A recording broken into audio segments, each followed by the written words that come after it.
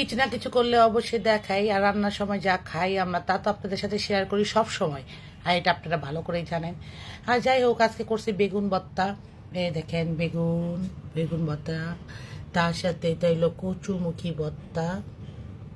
কচুমুখী ভর্তা কে কে খান? তার সাথে আছে যে শুকনা মরিচ। অনেকে বলছেন শুকনা মরিচটা কালো কেন? আমার জামাইকে দিয়েছিলাম বাছতে, তো সেই সুন্দর করে বাছতে বাছতে সেটাকে কালো রং দিয়েছে।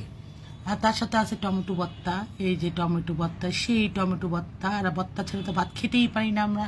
তার সাথে আছে লাল শাক। লাল শাক রান্না করার সাথে সাথে ছেলেকে দিয়েছি, ছেলে ডালটা খেতে খেতে শেষ করে ফেলছে। তার সাথে আছে ডাল, এই যে ডাল, আমার গরম ডাল। এই ডাল ছাড়া আমাদের হয় না, খাবার যদি কিছু না রান্না করি কোনো প্রবলেম নাই, শুধু ডাল হলে চলবে। আমার সন্তানরা সবাই খাবে, এটাই ওদের বড় চাহিদা, ডাল।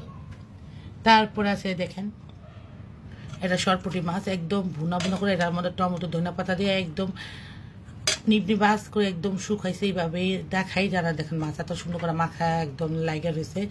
এই মাছটা রান্না করছি, আর এটা আমি আমার মেয়ে বড়টা বেশি পছন্দ করি এইভাবে, তাই দেখাবো।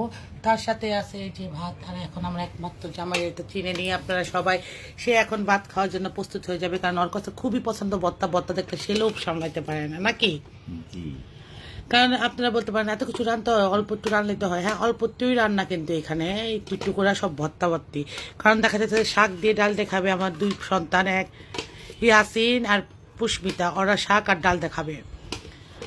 আর আমার একমাত্র জামাই খাবে যেটা দিয়ে, ও একটু শাক নিলে নিতে পারে, আর যদি শর্ট পড়ে যায় তার শাক খাবে না।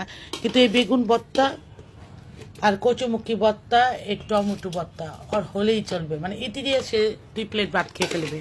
শুকনা দেখা যেতে পারে, কিন্তু বাট খাবারের মধ্যে এই ভর্তা হলে সে শুকনার ভাবটা তার শরীর থেকে চলে যায়, সে ভালো খেতে পারে। মরিচটা যদি কালো না হয় আর যদি ধাকটা না উঠে, তাহলে কি আর ভর্তা মজা হবে?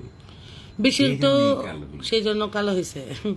বেশি বাজা লাইলে তো বেশি বাজা হয়ে যায়, যে এই জন্য বলছে, বুঝছো? বুঝতে পারছি, তারা বেশি এলো বুঝতে পারছে, তো সেই জন্য রংটা বলতে পারছে, সেই জন্য thank you thank you thank you thank you. ঠিক আছে, তোমার মেয়ের ভাতটা আগে মাখাও। পুষ্মিতা কি দেখাবা? শাক দিয়ে আগে, শাক ডাল দুটোটা একসাথে নাকি? না, এখন শাক দেখাবা, রাতে শাক খায় না। আচ্ছা এখন হ্যাঁ ঠিক আছে, নেও আসো। কারণ শাক দিয়ে আগে ভাত খেতে হয়, রাতে শাক খায় না, দিনে শাক খেতে হয়, কারণ রাতে শাক খাইলে হজম হয় না, এটা তোমার বুঝতে হবে। এখানে ওখানে চলে যেতেছো কেন? এখানে বসো আম্মুর কাছে। আচ্ছা, বাবার সাথে এখানে বসো, এখানে বসো। ওখানে পড়ার টেবিলে নিয়ে বসলে কি হবে? আজ দেখেন ছেলে খেয়ে শুয়ে পড়ছে। বসো, এখানে বসো, বিছনার উপরে বসে খাও। তুমি বিছনার উপরে পারো না? যাই হোক, বসো। আর তোমার খাবারটা নাও, আসেন বাবা, খেতে থাকো। নাও, এই দেখেন আগেই নিব সে বেগুন ভর্তা। আগে বেগুন ভর্তা নিতা, সব কচুমুখী ভর্তা আগে নিতা। হ্যাঁ, বেগুন ভর্তাই খাই।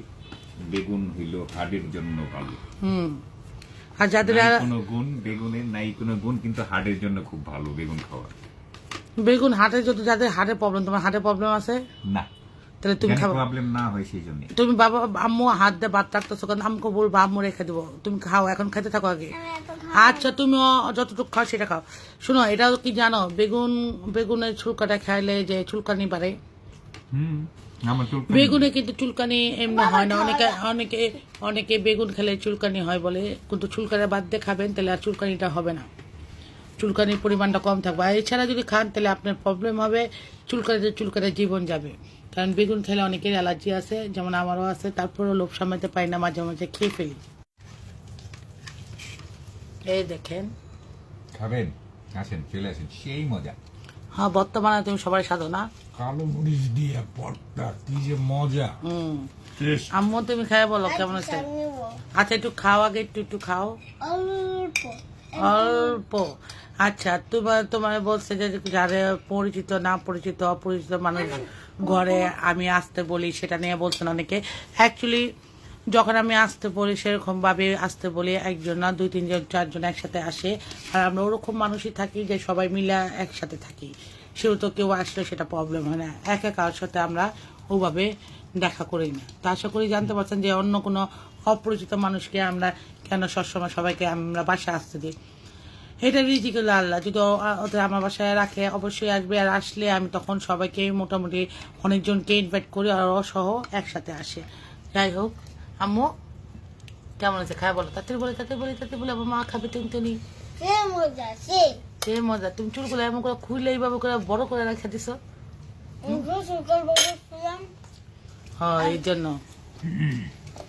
এখন নিলাম এখন কি নিছো? এটা কচুমুখী, দেখি এটা কেমন হয়েছে। গোসু করে চুল বাঁধো না, গোসু করে চুল শুকতে হবে না, তারপরে খাও। আমি কত সোকা টেস্টটা দিতে ও সেই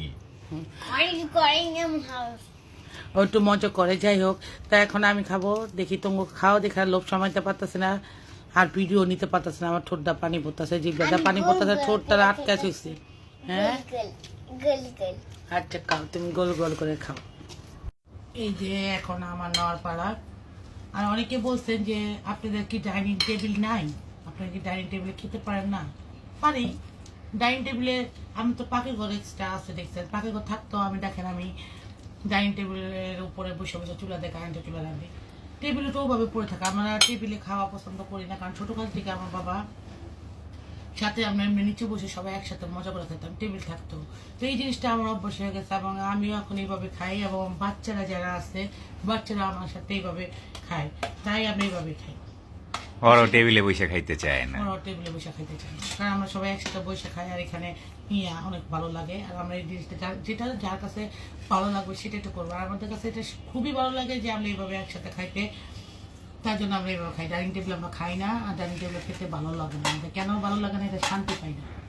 যাই হোক, এখন যার যার অভ্যাস আছে ডাইনিং টেবিলে খাওয়ার, যদি আমার বাসায় রিজিক থাকে তাহলে আইসো, তো তোমরা ডাইনিং টেবিলে বসে খাইয়ে যাও। না তুমি ওরা বলে না, ওরা আসলে আমাদের বাসায় এইভাবে খাইতে হবে, কারণ তখন আমাদের মানুষ বেশি থাকে। তো দেখা যায় আমি খাটের মধ্যে অনেক ট্রে বসাই দিই, ওই খাটটার মধ্যে আমি এখানেও খাটা আছে, ওই ঘরেও খাট আছে, ওই খাটে বসাই দিই, তো ফুলের খাবার নিই, এইখানে কতজন বসে এখানে বসে, এবং তখন যখন খায় কাপু সবার সাথে একসাথে খাইতে খুবই মজা লাগতেছে, কারণ তখন তারা বুঝে অনুভূতিতে, আর এটার অনুভূতিতেই অন্যরকম, এটা বোঝানোর মতো নয়। যাই হোক, এটা আমাদের কাছে ভালো লাগে, সেটা হলো বড় কথা, যার যেরকম ভালো লাগবে সেরকম খাবে। তো আমিও টেস্ট করি, আমার যতই ভর্তা ভর্তি খাই আমি, আমার মাছ খেতে হবে না, মাংস একটা খেতে হবে, কারণ আমি ছোটবেলা যায় এমন অভ্যাস হয়েছে ভর্তা ভাতি যায় শুধু ভাত খেয়ে থাকতে পারি না, আমার মাছ মাংস একটা হলে থাকতে হবে, আমার খেতে হবে। তো বিসমিল্লাহ। বেগুন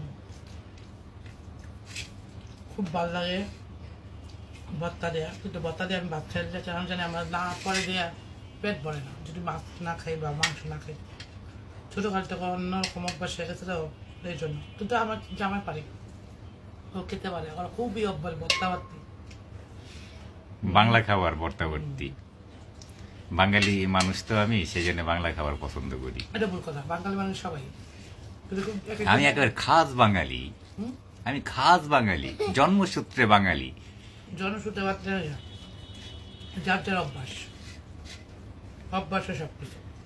আরে আমি জন্মসূত্রে বাংলাদেশি, ঠিক আছে, এটা আমার বার্থ সার্টিফিকেটেও আছে, আমার পাসপোর্টেও আছে, আমার ভোটার আইডি কার্ডেও আছে, সব জায়গায় আছে। আমাদের চাকরির মধ্যে আরেকটা লেখা রাগ ওঠা না, কিন্তু মিজাজ খারাপ করে দেয় আমাদের তার মধ্যে মনে রাখা সব বাংলাদেশের বাইরে। মজা করি না মজা করবে, যারা বাংলাদেশে আছে তাদের তার মধ্যে তো বাংলাদেশের পাসপোর্টে সবকিছু লেখা বাঙালি বাংলাদেশ। সেটাই সেটাই। তাহলে তুমি যে করতেছিল কি মনে হলো? যাই হোক, এই যে সরপুটি মাছ খাবার তো আমার জামাই মাছ খেতে ভয় পায়, বলে কাটা, আমি কাটা থেকে কি করবো? মাছের জন্য কাটা খাই না, শুধু ইলিশ মাছের পেটিটা খাই। মাছের জন্য কাটা খায় না, ও কাটার জন্য মাছ খাই না, মাছের জন্য কাটা খায় না বলছে, তুই মাছের জন্য কাটা খায় না, কাটার জন্য মাছ খাই না, ইলিশ মাছের পেটি খাই, বোয়াল মাছ খাই, আয়ের মাছ খাই, যেগুলোতে একটা কাটা মাছ খানে। ইলিশ মাছের পেটি খাও তুমি? হুম, পেটি তুমি তো ইলিশ মাছও খাও।